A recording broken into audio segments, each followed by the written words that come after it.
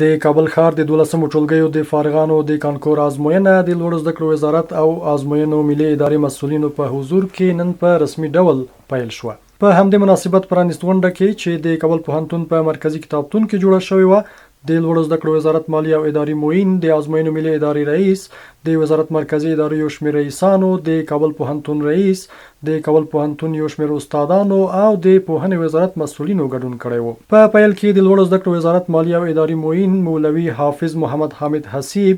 د کانکور ګډونوالو ته د ازموینې د روڼتیا په اړه ډاډ ورکړ او زیاته یې کړه چې ازموینه زموږ د راتلونکو نسلونو د علم کیفیت تضمینوي. دا یو ډیره غټه پروسه ده. په دې باندې یوازې دا نه چې د افغانستان مستقبل د زموږ او ستاسو د دغو نوو نسلونو د ټولو آینده ورسره تړلې ده. نو دا که هر څومره په ښه شفافه طریقه باندې په ښه سلسله روانه وي او په ښه طریقه ادا سي، هم دغومره به یې ګټه ملت ته، دغومره به یې ګټه و دغو شاګردانو ته، او دغومره به یې ګټه و د افغانستان ټولو عوامو او خواصو ته رسیږي. وروسته د ازموینو ملي ادارې رئیس پوهاند دکتور عبدالقدیر خاموش د 1401 کال کانکور ازموینې په اړه معلومات ورکړل. د الله پاک توفیق سره مو وکولی شوی په 33 ولایتونو کې په یو وار ازموینه مدیریت کو، تنظیم یې کو، ترسره یې کو.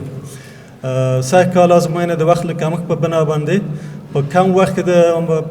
پلان شوه او موږ وکولی شوی چې په یو وار باندې د ټول ولایتونو ازموینه پای ته ورسوو.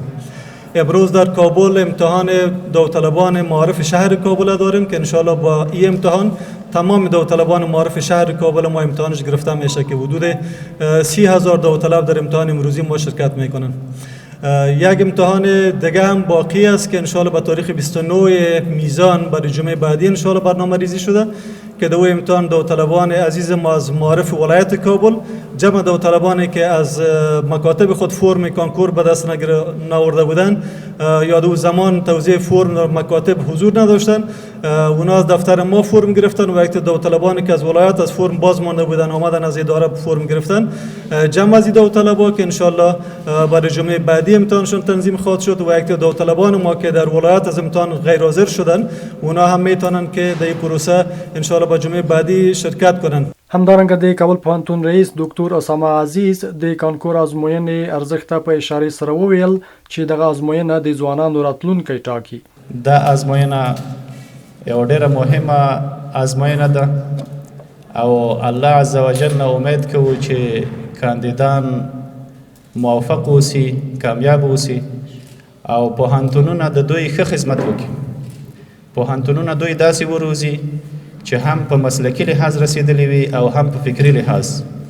تر څو په حقیقي معنا سره د دې هیواد خادمان جوړ شي. د یادولو وړ ده چې سږ کال د هیواد په کچه په کانکور ازموینه کې شاوخوا 150,000 داوطلبانو ګډون کړی و چې 115,000 به یې لوړو زده کړو ته لار پیدا کړي.